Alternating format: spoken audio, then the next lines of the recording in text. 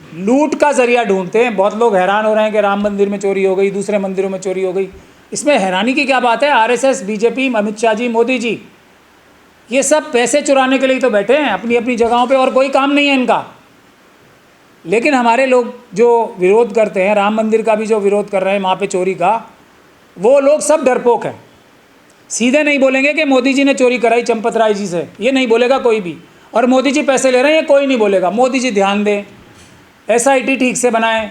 और चोरी कर रहे हैं मोदी जी, आरएसएस और बीजेपी स्वयं अपने एजेंटों के द्वारा, और कोई उनको बोलने को तैयार नहीं है, उनसे गुहार लगा रहे हैं। धर्मेंद्र प्रधान जी के खिलाफ प्रोटेस्ट हो रहा है, कहाँ? वहाँ जंतर मंतर पे। धर्मेंद्र प्रधान जी कौन है? मोदी जी ने उनकी जिम्मेदारी लगाई है, पेपर लीक करो, पैसे चुराओ और मुझे पैसे दो। ये बोलने की शक्ति और ताकत किसी को नहीं है। वहाँ जंतर मंतर पे बैठ के ये बोल रहे हैं कि हम आरएसएस से गुहार लगाएंगे।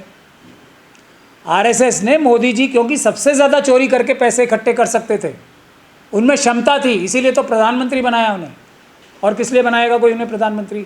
कौन सी क्वालिटी है उनमें ऐसी, बताइए मुझे आप। जो अडवाणी जी में नहीं थी, जो मुरली मनोहर जोशी में नहीं थी, जो हमारे सुब्रमण्यम स्वामी जी जो पड़ोसी हमारे यहाँ पे, उनमें नहीं है। ऐसी कौन सी क्वालिटी है मोदी जी में जो इन सब लोगों में नहीं है? उमा भारती जी हैं, है ना, इतने सारे लोग। लेकिन इनसे ज़्यादा चोरी कोई नहीं कर सकता, डकैती कोई नहीं डाल सकता, इसलिए मोदी जी को बनाया गया आरएसएस द्वारा। ये बात सीधी सीधी कहने की जिसमें दम नहीं है, वो नाटक कर रहा है प्रोटेस्ट करने का, कोई उसमें दम नहीं है उस बात। ये बात साफ तौर पे है। कोई भी हो, चाहे इसमें ये फॉर्मूला है, सब पे लागू होता है। नाटक करने से कुछ नहीं होगा, असली लड़ाई लड़ने से होगा। असली लड़ाई फिर मैं आपको बता रहा हूँ, असली लड़ाई है जो हमारे पीछे है। ईवीएम हटा के पेपर बैलेट वापस लाने की जो लड़ाई है, वो लड़ाई है। तो मैं सभी जो ये ट्रक, जो ट्रांसपोर्ट जो कंपनीज़ हैं, जो ट्रांसपोर्ट की जो जितनी संगठन एसोसिएशंस हैं, उनसे गुजारिश कर रहा हूँ, सभी कार ओनर्स से, सभी मोटरसाइकिल और ये स्कूटर जो चलाते हैं, जो पेट्रोल डालते हैं उसमें, उनसे मेरी गुजारिश है कि ये हमारा आंदोलन ईवीएम का जो चल रहा है उसको ज्वाइन करें। अगर आपको हर प्रकार की चोरी से, हर प्रकार की डकैती से, हर प्रकार के करप्शन से बचना है तो आपको ये ईवीएम का आंदोलन ज्वाइन करना पड़ेगा। ईवीएम हटानी पड़ेगी, देश बचाना पड़ेगा, लोकतंत्र बचाना पड़ेगा। ईवीएम का आंदोलन ही सब बुराइयों को ख़त्म करने वाला आंदोलन है। तो आप सब लोग अपना मुद्दा भी उठाएं, लेकिन ईवीएम का मुद्दा भी साथ में उठाएं। एक और डेवलपमेंट हुई है, वो भी मैं आपके सामने रखना चाहता हूँ। वो डेवलपमेंट ये हुई है कि इंडिया गठबंधन ने एक चिट्ठी लिखी है हमारे मुख्य न्यायाधीश साहब को, सुप्रीम कोर्ट के। अब खैर मुझे तो ये लॉजिक समझ में नहीं आता कि मुख्य न्यायाधीश साहब को चिट्ठी लिख के क्या होगा, या किसी को भी चिट्ठी लिख के क्या होगा? कुछ नहीं होगा, डस्टबिन में ही जाएगी ज़्यादा से ज़्यादा, वो इससे ज़्यादा तो उसका कोई यूज़ नहीं है। लेकिन फिर भी एक बात महत्वपूर्ण है उसमें। अब वो महत्वपूर्ण बात यह है कि उस चिट्ठी में ये लिखा गया है कि इंडिया गठबंधन की सभी पार्टीज़ जो हैं वो मतपत्र से, पेपर बैलेट से चुनाव चाहती हैं। बहुत मज़ेदार बात है ये। अब इन्हें दोबारा पेपर बैलेट क्यों याद आ गया इंडिया गठबंधन की पार्टीज़ को? अब ये सोचने वाली बात है। इसकी दो वजह हो सकती हैं। एक वजह तो ये हो सकती है कि मोदी जी, अमित शाह जी ने जो इन सभी पार्टी के अंदर जो वो हैं स्लीपर सेल्स हैं, उनको बोला होगा कि भाई ये मिशन सेव कॉन्स्टिट्यूशन का ईवीएम हटाने वाला आंदोलन एक बार फिर शुरू हो गया है, तो आप भी थोड़ा थोड़ा इसमें अपनी भागीदारी रखो, ताकि इसको, जैसे हमने पहले आप लोगों के माध्यम से ईवीएम का आंदोलन को ख़त्म कराया था या उसके साथ भीतरघात किया था, आप लोग भी इस बात को उठा के रखो। और इसी वजह से स्लीपर सेल्स ने चिट्ठी में चीफ जस्टिस की साहब की ये लिखवाया है कि हम लोग सब पेपर बैलेट से चुनाव चाहते हैं। ये एक वजह हो सकती है उसकी। दूसरी वजह यह हो सकती है कि शायद दिल से ही अब इन लोगों ने मान लिया, लीडरशिप ने बोल दिया, नहीं देखो महमूद प्राचा साहब सही बात कह रहे हैं, मिशन सेव कॉन्स्टिट्यूशन सही बात कह रहा है, बाकी सारे तरीके कम पड़ जाएंगे आरएसएस और बीजेपी को हटाने के लिए, ईवीएम का मुद्दा ही हमें उठाना पड़ेगा सबसे पहला मुद्दा, वरना आरएसएस और बीजेपी को हराने का कोई तरीका नहीं है। ये भी हो सकता है। लेकिन वहाँ मैं फिर एक बात ये कहूँगा, ये चिट्ठी लिखने से कुछ नहीं होगा, सड़क पे आना पड़ेगा। हम लोग सड़क पे आ चुके हैं, जम्मू में सड़क पे आए हम, उसके बाद हरियाणा में फतेहाबाद में सड़क पे आया। भाई 12 तारीख को मैं भोपाल जा रहा हूँ, और उससे पहले या उसके तुरंत बाद पंजाब में बड़ा जन आंदोलन, क्योंकि पंजाब में चुनाव होने वाले हैं 2027 में, बड़ा जन आंदोलन सड़क पे होने वाला है, जो जेल भरो आंदोलन होगा और जो रास्ता रोको आंदोलन भी होगा। ये सब आंदोलन पंजाब से शुरू होने वाले हैं। उसके बाद हम यूपी जाएंगे, गुजरात जाएंगे, राजस्थान जाएंगे, उत्तराखंड भी जाएंगे। तो इस आंदोलन में जुड़ें। अगर कोई भी परेशानी से ग्रसित है, ये स्टूडेंट्स को भी मैं कह रहा हूँ, ये वहाँ जंतर मंतर पे बैठ के कुछ नहीं होगा, धर्मेंद्र प्रधान जी का इस्तीफा मांग के कुछ नहीं होगा। इस बार कोई गारंटी है कि इस बार पेपर लीक नहीं हुआ था? है कोई गारंटी?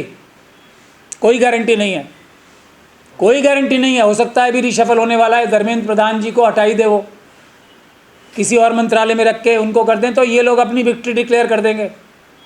अगर ये रिशफल में हटा दिया तो ये जो सीजेपी के ऊपर जो लोग इल्ज़ाम लगा रहे हैं ना कि आरएसएस के लोग हैं, ये इल्ज़ाम जो है इसका एक सबूत आ जाएगा। ये बात भी ध्यान रखें, सीजेपी को ये बात का ध्यान रखना चाहिए। अगर वो सच्चे हैं तो कुछ नहीं होगा उनके आंदोलन से, अगर वो ईवीएम का आंदोलन नहीं करेंगे। हम भी जंतर मंतर आएंगे, लेकिन अभी उसमें थोड़ा समय लगेगा। तब देखेंगे कौन व्यक्ति सच में देश के साथ है, कौन सिर्फ एक अपने आप को देशभक्ति का नाटक कर रहा है। ये बात तय होगी ईवीएम के आंदोलन से, पेपर बैलेट के आंदोलन से। और सारे आंदोलन भी ज़रूरी हैं, लेकिन इस आंदोलन के छत्र छाया में, इस आंदोलन की छतरी में और अम्ब्रेला में ही सारे आंदोलन होंगे, क्योंकि यही मोदी जी और आरएसएस और बीजेपी की सरकारों का कान पकड़ के हटाने की रास्ता सिर्फ एक ही है, और वो है बैन ईवीएम और पेपर बैलेट को वापस लाने का आंदोलन, ब्रिंग बैक बैलेट। पेट्रोल के दाम क्या हैं? अब ज़्यादातर लोग बोलेंगे 100, 102 इसी के आसपास बोलेंगे, लेकिन ये बात पूरी तरीके से गलत है। अगर आप पेट्रोल लेने जाएंगे तो उसकी कीमत 150 रुपये से ऊपर है। और एप्स्टीन से संबंध रखने वाले हरदीप पुरी साहब, जो हमारे देश में पेट्रोलियम मिनिस्टर हैं, वो जनता के साथ अन्याय और धोखाधड़ी करके ये बताते हैं कि पेट्रोल के भाव जो हैं, क्योंकि अभी हमने जो पुराना तेल बढ़े हुए दामों पे लिया हुआ था उसके हिसाब से ही बढ़ा के ही देंगे, पेट्रोल के दाम कम नहीं करेंगे। तो पेट्रोल के दाम कितने हैं, सबसे पहले हमारे देश के सभी निवासियों को ये देखना चाहिए। पेट्रोल के दाम 150 रुपये से ऊपर हैं हर जगह।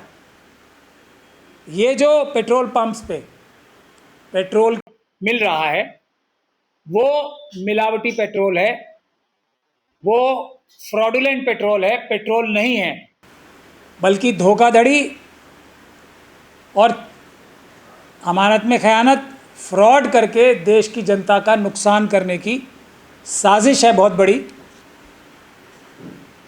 पहला नुकसान जो होने वाला है वो होने वाला है किसानों का।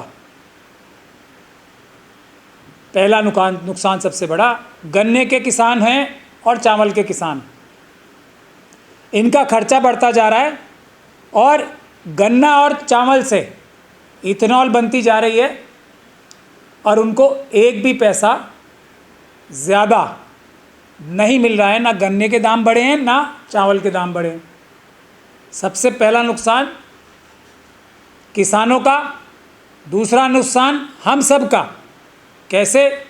जो पर्यावरण पे इसका नुकसान होना है, कितना पानी सोख लिया जाता है इसको पैदा करने की वजह से, वो एक नुकसान। लोगों के लिए यहाँ पे पीने के लिए पानी नहीं है, जाके बिस्लरी, इन सब कंपनीज से ये जो एप्स्टीन मानसिकता के लोग हैं ना, हरदीप पुरी साहब हैं और दूसरे आरएसएस और बीजेपी के लोग हैं एप्स्टीन वाले, ये सब लोगों ने किस किस कंपनी से क्या क्या पैसे लिए हैं इस काम को करने के, वो मैं गिनवाना चाहता हूँ। दूसरा, जब पीने का पानी हैंड पंपों से ख़त्म हो जाएगा, गांव में लोग कुएं से पानी नहीं मिलेगा, तो ये किससे पिएंगे? ये जो पानी बेचने वाली कंपनियां, इनसे पैसे चुराए जा रहे हैं। तीसरी चीज़, जो गन्ने के बीज जो हैं, जो गन्ना के किसान हैं वो अच्छे से जानते होंगे, मिलें जो हैं अपने जो बीज देते हैं वही गन्ना खरीदते हैं। गन्ना आज ऐसा होता जा रहा है कि जो खाने के लायक भी नहीं। तो जो हमारे लोग चीनी और गन्ना खा के अपनी सेहत थोड़ी बहुत बनाते थे, गन्ने से बहुत अच्छा एक हेल्दी फूड है गन्ना, तो वो खाने लायक भी नहीं बच रहा है गन्ना। ये एक और बड़ा स्कैम है। इसके बाद जो स्कैम है वो ये है, जो ऑटोमोबाइल कंपनीज़ हैं, कार स्कूटर्स जो बनाती हैं, इथेनॉल डालोगे, जितना इथेनॉल डालोगे उतनी जल्दी ज़्यादा गाड़ी ख़राब होगी और नई गाड़ी आपको लेनी पड़ेगी।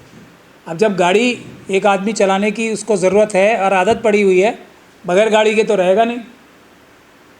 तो जो ये गाड़ियाँ, स्कूटर, मोटरसाइकिल बनाने वाली कंपनी हैं, इनसे भी पैसे का दोहन किया जा रहा है। इनको गैर ज़रूरी या लाभ पहुंचाने के लिए ये काम हो रहा है इथेनॉल का। आखिरी बात, जो सबसे छोटी बात है, गडकरी जी और अपने परिवार वालों को और जो देश में दूसरे आरएसएस और बीजेपी के लोग हैं जो सडनली सबके सब इथेनॉल के बनाने वाले मैन्युफैक्चरर्स बन गए हैं, उनको पैसा कमाने का एक ज़रिया दे दिया, देश का बेड़ा गर्क करके।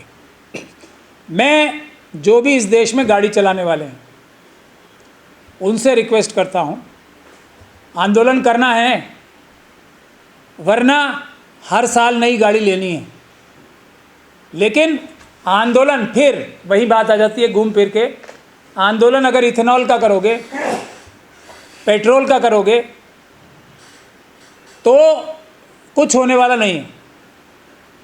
आप आरएसएस और बीजेपी का कुछ नहीं बिगाड़ सकते कोई भी आंदोलन करके। अगर इन्हें पेट्रोल सस्ता ही लेना हो तो ईरान और रशिया से तेल लेते ना, ये